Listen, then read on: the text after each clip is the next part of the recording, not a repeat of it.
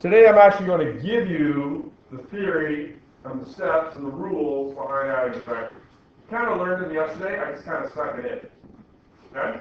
What was one thing that you got out of yesterday that I told you at the end?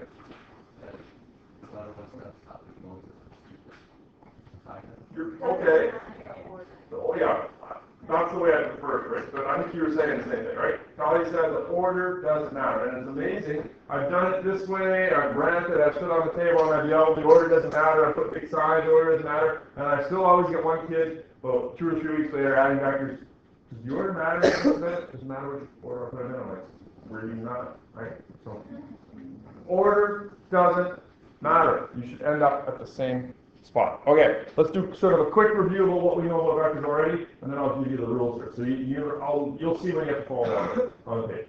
For now, let's look up here. A vector is a quantity which has both magnitude and direction. Examples of vectors include displacement, velocity, acceleration, force. To fully describe one of these vector quantities, it's necessary to tell both the magnitude and the direction. Now, I realize you don't have anything to highlight, but I'm going to do it up here because on a test situation, what happens is kids will be writing a quantity, they'll be writing something, where it's a vector quantity, and they forget always to add the direction. Okay, so you got to include the direction. Okay, there's 3 types of direction notation. There's this one, 30 degrees south of west. Like you. I don't know if they're all your directions. Okay, so 30 degrees south of west, west 30 south, and 240, guess what? They all mean the same thing. Those are all equivalent. They're all equal. 30 degrees south of west. Look west, go south 30 degrees. West 30 south. Look west, go 30 degrees south. 240. Remember how this thing works? 0, 45, 90, 135, 180. So 240 would be like over there somewhere, right? Those 3 are all the same thing. Pilots use this bearing method that has north at 0 with the direction rotating clockwise. Sidebar, in math class, you probably haven't got there yet, but in math class, this is what they do. They start with 0 here, and they go this way. Silly math people. Don't do that, unless you're in math class. Okay, this is where you have to follow along, right? Okay, so again, I'm showing you how to do vector addition, and then when I'm sort of giving you the theory, I'm going to show you how to do it by Pythagoras, which you guys should already know. Okay, so just follow along with me here, and you're going to have a chance to do some practice stuff at the end too. Most of us are accustomed to the following form of mathematics. 6 plus 8 is 14. You should all agree that that is true. Right? What if I said that 6 plus 8 could also be 10, or 2, or 5? Is that true? Well, it depends, because if these are, in fact, vector 6 and vector 8, then it could be any of those, because when you add vectors, you also have to add the direction, which is what you did yesterday. There's a few more up there on the wall. There's the pirate thing up there, right? You have to add the direction, right? And I think you'll see more about that right away here. When we become students of physics and approach the task of adding vector quantities, we soon become aware of the fact that the addition of 2 vector quantities with magnitudes of 6 and 8 will not necessarily result in an answer of 14. It could, or it might be something different. The rules for adding vector quantities are different from the rules for adding 2 vector quantities arithmetically. Thus, 6 plus 8 will not necessarily be equal to 14. And let me show you. You guys have this too? Maybe missing some pictures, I think, right? Okay. Vectors are quantities that include a direction. As such, the addition of 2 or more vectors must take into account that the quantities being added have a directional characteristic. There are a number of methods for carrying out the addition of 2 or more vectors, and I'm going to give you the simplest one, which is the head-to-tail method of vector addition. And I see some people drawing already because they're trying to get ahead. So I'm going to do this. The most common method is the head-to-tail method of vector addition. And I tend to call it, not head to tail, I tend to call it tip to tail. The tip of the arrow to the tail of the next one. Is that what you did when you did the pirate thing? You did it. I didn't tell you to do that, did I? You just sort of intuitively did it. You were told to walk this paces, and then walk this paces, and you just knew you had to sort of go in a bit of a route kind of thing. The same idea is true here, even with things like velocity and acceleration and force. Using such a method, the first vector is drawn to scale in the appropriate direction. The same scale for everyone. Was that this class or was it the afternoon class? It was the afternoon class. One group, they'll go unnamed. They used a different scale for every vector they drew. Did they end up at the same place? No, not even close. There was like, yeah, same scale throughout. Okay? The second vector is then drawn such that its tail is positioned to the head of the first vector. So this here is known as tip to tail. Tip of one vector to the tail of the next. Right?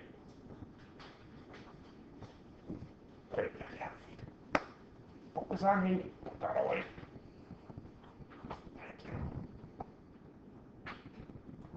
The sum of two such vectors is then represented by a third vector, which stretches from the tail of the first to the head of the second. So where would I draw that? The tail of the first to the head of the second, or the tip of the second. I'm going to draw it in red right here. So it's from where you start to where you end. This is known as the resultant, and we use the letter R to represent that. The resultant. When you add two numbers, what's the answer called? Don't say answer. Sum. When you add two vectors, the answer is called the resultant. And it's drawn from where you start to where you end. And there's always a few kids that say, but Mr. Bennett, that's not tip to tail. It's not supposed to be. It's the resultant. There's only one tip to tail, and that's here. Okay? There's always some students that want to do this. Don't be one of these students. They want to do this, and they want to sort of complete the circle. Right? That's wrong. The resultant is always from where you start to where you end. Does that make sense? Give me the nod of agreement. From where you start to where you end. It's called the resultant. The resultant is the vector sum of the two individual vectors. Of course, the actual magnitude and the direction of the resultant is dependent upon the direction in which the two individual vectors have. Blah, blah, blah. Okay, how would I find that dotted line? How would I find out how long it is? Measure it with a ruler. How would I find the direction of it? Measure it with a protractor. And I'll show you that in a bit. Okay. Oh, there it is there. Same thing, right? I wonder where this link goes. Let's see. I don't think that's a video. That's a website. Let's just see here. Oh, okay. Yeah. Okay, so I'm going to grab a vector, grab another one. Well, there's several, so I assume that means I can grab more than one. And I can do like this, right? Okay, and I put them like this, right? And then where's my resultant? How do I find the result? Show sum. Oh, how come it's way over there? I don't know. But will it be this? There it is there. This is called the resultant. Now, I'm doing this with grade 12s as well. I'm going to give you a little bit of foreshadowing here for when grade 12. I'm going to click on component here. Okay? I'm just going to show you, I'm not going to say anything.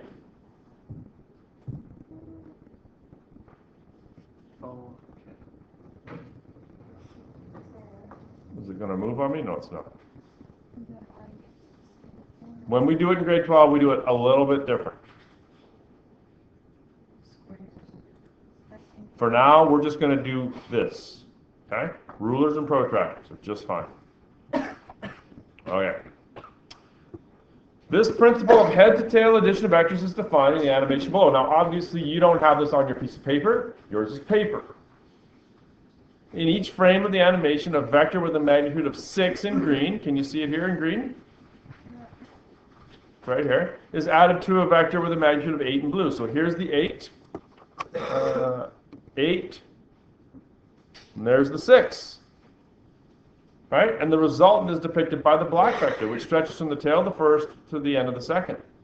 So notice here, 6 plus 8, the answer here is in black. I'm going to wait till I get to the end here. I can't stop it. Well, actually, you know what? I can't. I remember how to do this now. Let's do this. Should open up in QuickTime on here. Come on. Did I click it? There it goes. Okay.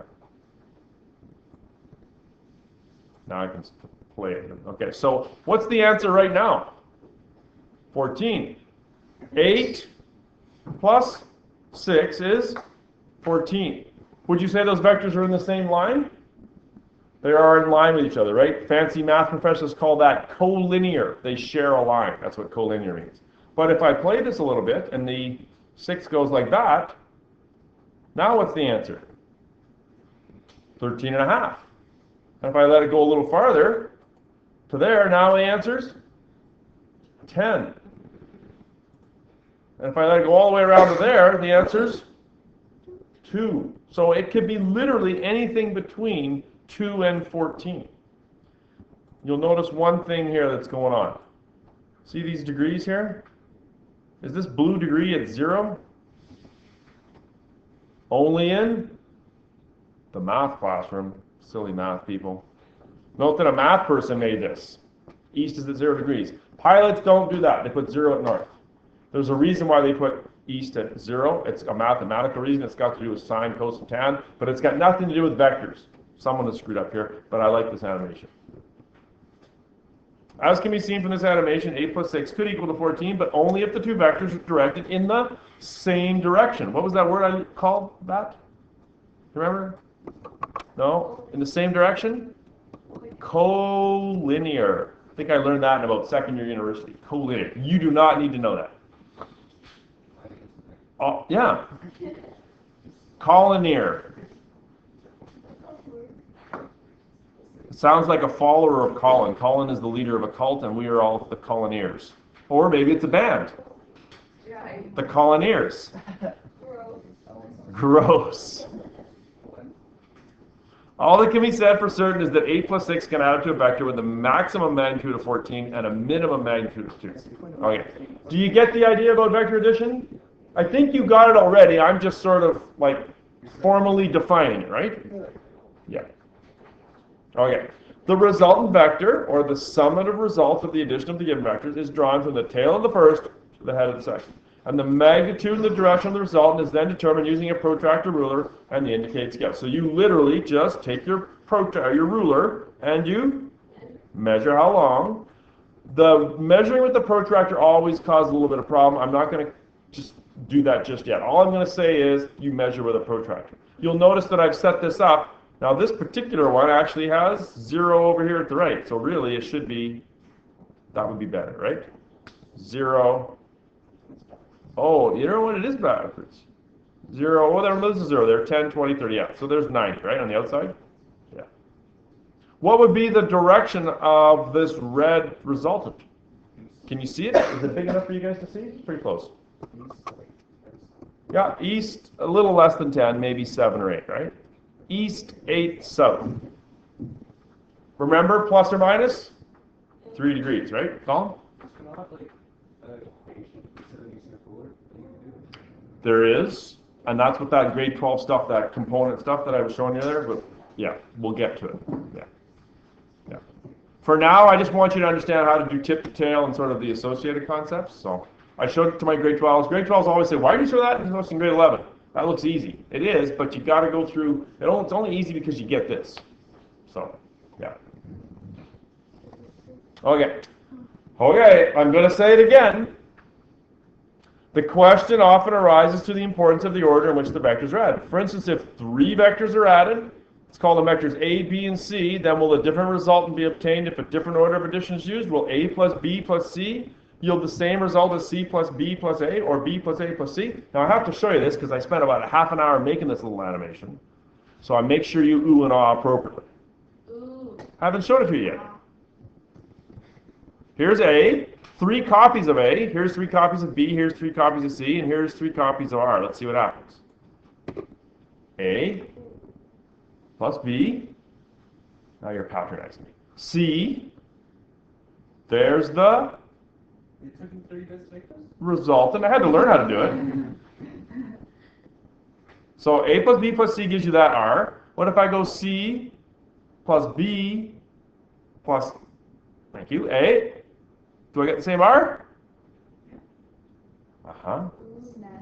Thank you. Thank you. B plus C plus A? Oh, I don't know. Exactly the same. Wow. Thank you. Thank you very much. Order does not matter. If you ask me, does it matter what order I put the vectors? You're going to get a frowny. Okay, it looks like this. No, it's not that scary, but when you get that, it usually means you've been told this already. You should know this. And it's not something that's hard to get, right? It's not like I'm giving you a bunch of steps here. The order doesn't matter. There's the result of that, right? Do you want to draw that? Do you have a space for that? You have a space? Do what you want. Okay, do what you want. As long as you know the order doesn't matter, and be aware you're going to get a frowny. Okay, now, in a few days, we're going to be doing some word problems. For now, we're just going to be sort of doing sort of like basic, made-up, contrived problems. They call them in my little world. Okay? But let's have a sort of a bit of a look to the future. So the plane and the wind. Do you think pilots need to worry about this? Yeah, absolutely, right? If you are throwing a football to a receiver that's running Riley, do you throw it to where they are? No. You throw it to where? They're gonna be. They're going to be. Same thing with passing a hockey puck. Same thing with kicking a soccer ball, right? Lots of different things, right? Now that's the reverse of baseball, right? If you're throwing from the outfield, you're throwing it to second base, and the second baseman isn't there. You throw it to where he is. Well, I guess it is the same, isn't it? You throw it to where he's going to be, which is second base. It is the same. Okay, so pilots need to know this. Observe the 3 planes in the picture below. Each plane is heading south with the speed of 100 kilometers an hour. Do you guys have the picture? You do? Okay, good. Each plane flies amidst a wind which blows at 20 kilometers an hour. In the first case, the plane encounters a tailwind.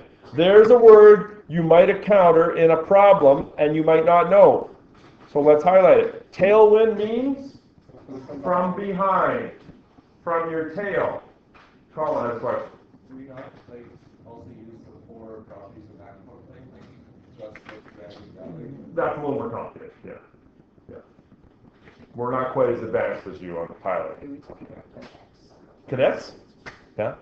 Yeah. But you'll probably, some of the stuff that you already know, you'll be able to apply to this, right? Like the concepts. Did you know about zero north and all that stuff already? Yeah? Okay. So I'm not just making that up, that's actually true. Awesome. In the first case, the plane encounters a tailwind from behind at 20 kilometers an hour. So the combined effect of the tailwind and the plane provide a resultant velocity of 120. How'd they get 120? 100 plus 20. How come they can just add the 2? Because they are collinear in the same line, right? There they are. There's the blue one is the plane speed, the red one is the wind speed. Okay? In the second case, the plane encounters a headwind, which means moving, like going against the wind, right, of 20 kilometers an hour. The combined effect of the headwind and the plane speed provides a resultant velocity of 80. How'd they get 80? I'm not going to agree that they subtract. It's vector addition, but the 20 is in fact the other way, so it's minus 20. I mean, yeah, I get it, it's subtraction, right? But really, it's 100 plus minus 20. And the 100, the minus and the minus 20 is the direction, right? That whole vector direction kind of. So you get 80. Now, silly math person, what did they do here? It's more of a diagram than a vector diagram. Where should this little red one be? should be tip to tail. Okay, so can you do this for me on the side? If you have two colors, great. If you don't, that's okay. Okay, because you'll see why right away. Just watch for a second, then I'll give you a chance to draw. Okay, so just beside it, I guess I'd do it in black. Let me put it in blue. In blue. Okay, so there's the plane speed, right? Okay, in red, if you're adding them tip to tail, where should I put the red one? Right at the tip, and it should sort of be back on top of it. That's why you kind of need two different colors. If you can't do that, that's okay. If you have to put the red one just kind of to the side like that, that's okay too, right? So where's the result? From there to there, right? I'm going to label that one R.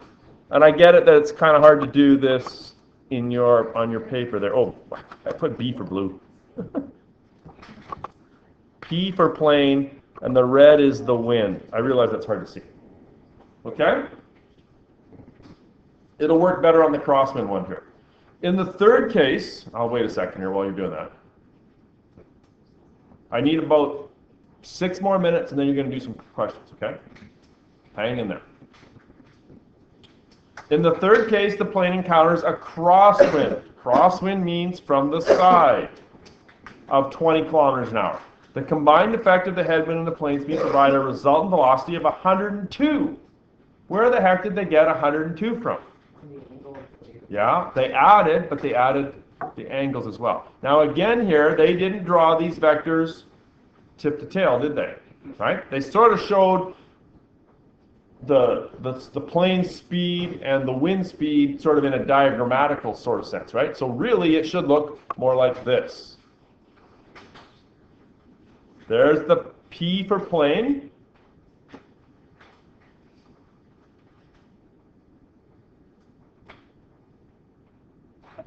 A little more focus, ladies. Trust me. It's important. The crosswind should be drawn like that, tip to tail. And I realize I'm drawing smaller. Do you want me to make it bigger? I guess I could. I don't know why I'm squeezing it in there. Let's put it over here and let's make it bigger.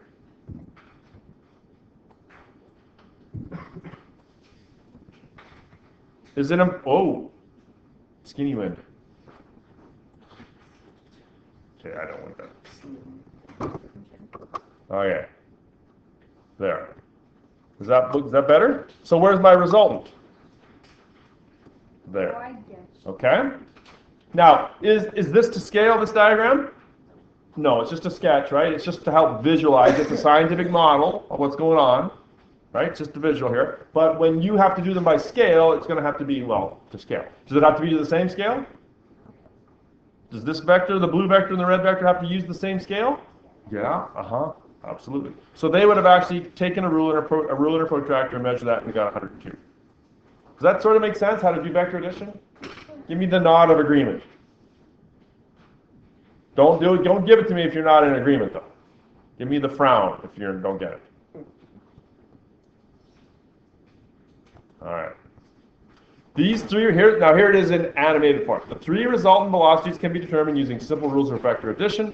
In the case of the crosswind, the Pythagorean theorem and SOHCAHTOA are utilized to determine the magnitude and the direction of the resultant velocity. So this plane here is going fastest. How come? Got the wind, tailwind. This one's going slowest because it's going into the wind, headwind. And this one's kind of going, he's kind of going like this. Is that important for pilots to be able to do that? Yeah, like if you flying from Dauphin and there's Brandon, and it's almost pretty much directly south, by the way.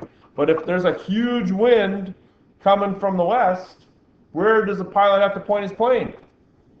Yeah, out towards Saskatchewan. And what's going to happen? What happens if he lands? Yeah, he's going to get blown back to Brandon, right? If the pilot just puts their plane directly at Brandon, where are they going to end up? Portage la Prairie. You may not know where these places are. That's okay. You get it. Yeah. Okay? That's what's going on here. Okay, now, I think you guys have some more, right? You have like a little bit more? Okay, good. Okay, so here's the math. Okay, so that's kind of the theory, the explanation, right? Here's how to do it. Don't you say that to me, Riley.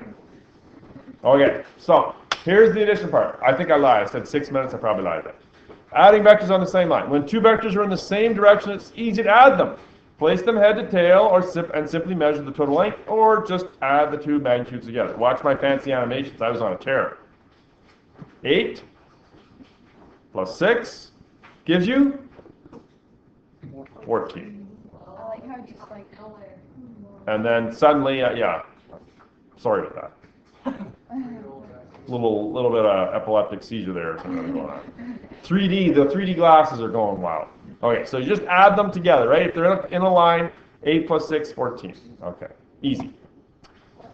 Does the order the vectors are added matter? no. Say it loud and clear. No. No! 8 plus 6 plus 8 gives you still 14. The correct answer is it up here?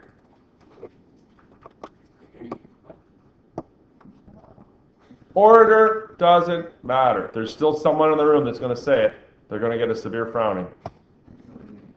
What if the vectors are not in the same line? How do you add them? The rule is place the vectors tip to tail and measure the result, just like this. 8 plus 6 is no. It's whatever that is. Yes, that is exactly what we're going to do. We are going to use our old friend Pythagoras, which is why you learned it. Just for this very day. The resultant vector can be measured or calculated algebraically if the vectors are perpendicular. Now, here is the key. Do you guys have this written down somewhere? Yes. Okay, I want you to do everything in your power to highlight that word. You'll notice that I've got it underlined, bold, in italics, highlighted, and circled. Because there's at least 25% of you that on the test will tell me you can add vectors that are not perpendicular by Pythagoras. And I will write on your test, not a right triangle. It's serious. It's hard to believe that. People do this. They want to do this. They want to go like this and like that. And then they tell me A, B, C. And then they tell me A squared plus B squared equals C squared. There couldn't be anything more wrong about that. Don't be that person. You know what I'm going to do? I'm going to start putting on tests the frowning. That one's just like I need a stamp. I need a frowning stamp. He looks sad. oh my god. How would I draw frowning? Get eyebrows. Yeah? That's like That's he's scared now. Yeah? Okay, someone draw me a frowning and I'll learn how to draw it. Because that just, I'll get up, I'll be at home marking it, and I'll have to walk around the house. I'm just like, oh, so mad. And I usually know who it's going to be. It's the people that are listening right now. Oh, I'm such a math nerd. Yeah, you can. Okay, practice this one. You guys have this? You got it on your page? Practice? That one there? Okay. Try that question. I gotta go finish my attempts. Draw it out, do it by Pythagoras, and that'll show you how to do it. Is this just an application of Pythagoras? Is that all this is? Like if I'd given you this question with a picture in grade 9, I think that's when you learn about Pythagoras, I think you can do it, right? Okay? So it's just really a sort of an application of that, right? So it's really not that hard. A man walks 3 kilometers north and 1.5 kilometers east. What is his resultant displacement? It says solve by Pythagoras, so does it need to be to scale? Not really, because you're going to be you're not going to be measuring, you're going to be sort of calculating, right? So really, all you got to do is go 3 kilometers north, tip to tail, 1.5 east, and draw your resultant like this, right? So all I'm asking for is r squared equals 3 squared plus 1.5 squared. And in fact, we're all big boys and girls. I'm happy with just giving you the answer, the next step. Wait, so we don't have to. If you want to do those intermediate steps, those in between, you go right ahead. If that helps you, okay? But So we don't have to like I don't need to see that. the square root. all I need to see is 3 squared. Like a lot of calculators, if you do it right, will give it to you all in one big step, right?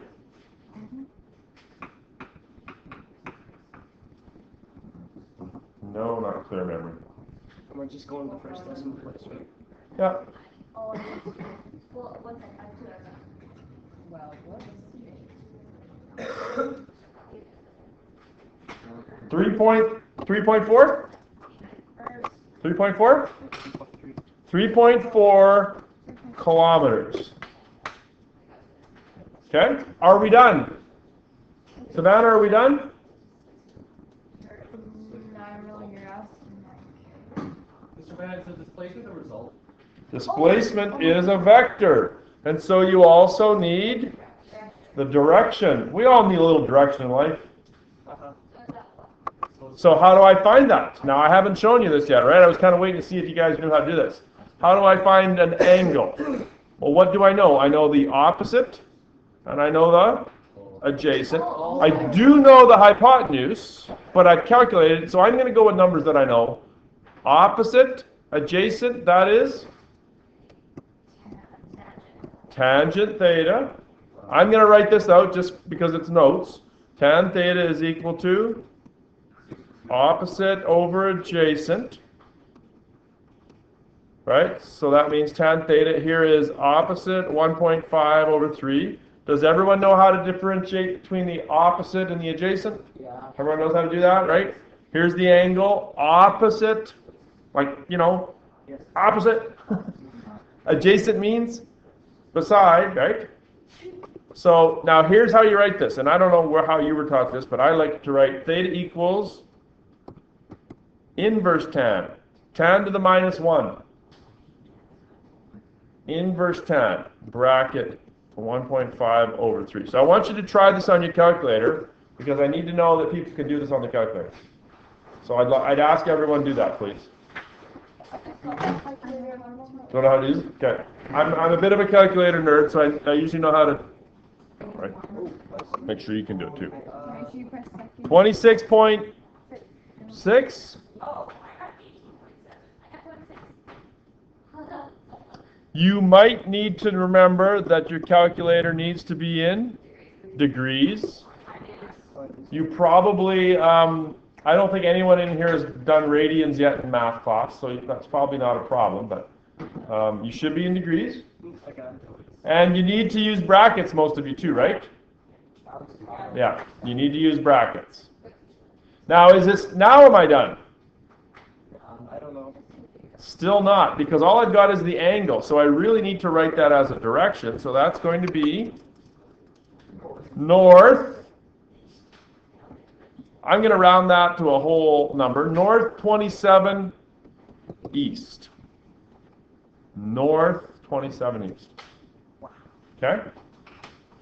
So your answer is, in fact, this and this together. Now, here's the most common question I get at the start. Which angle do I find? And I meant to do this, I always forget. How come I picked this one down here? How come I didn't find this angle right here?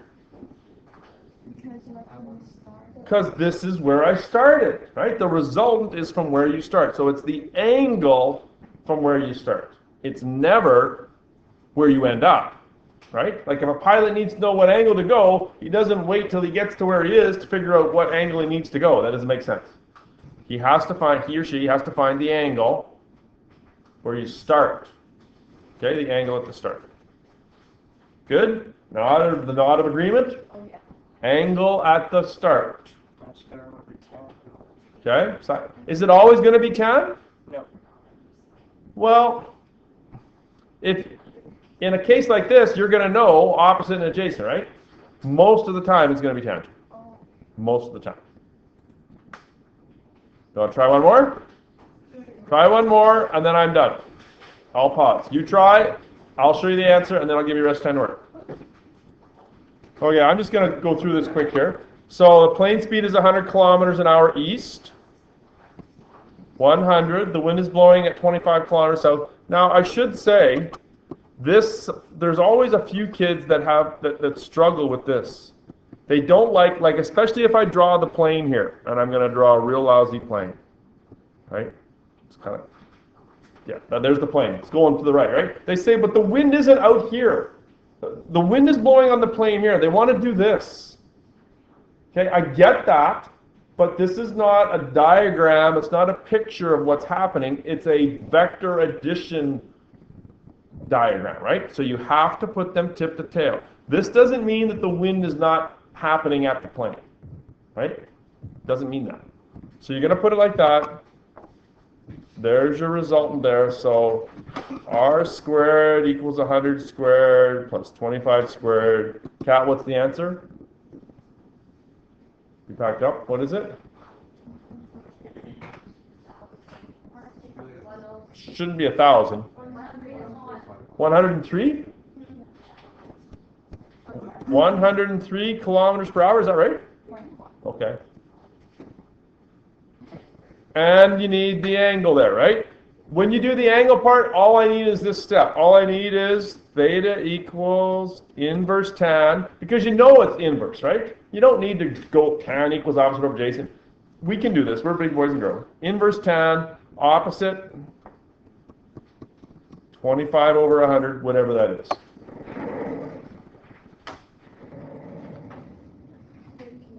$14? Okay. So that would be east, 14 south. I've kind of condensed it down quite a bit, right? Okay. How much do you think a question like this would be worth? I'd give you 1 mark for that, and 1 mark for that, and probably 1 mark for the diagram. Like it's. Should you draw it? You probably should to begin with, right? It's good practice to get into. Doesn't take long. It's probably good practice. Okay. You've got on that sheet, I'm just going to grab that note here. You've got a couple more there to try. Okay. I didn't put any answers on there, but if you're done that, I'm done. We're good. Okay? Tomorrow we're going to do them whether or not at the right angles. What happens if you did scale? You should still get the same answer.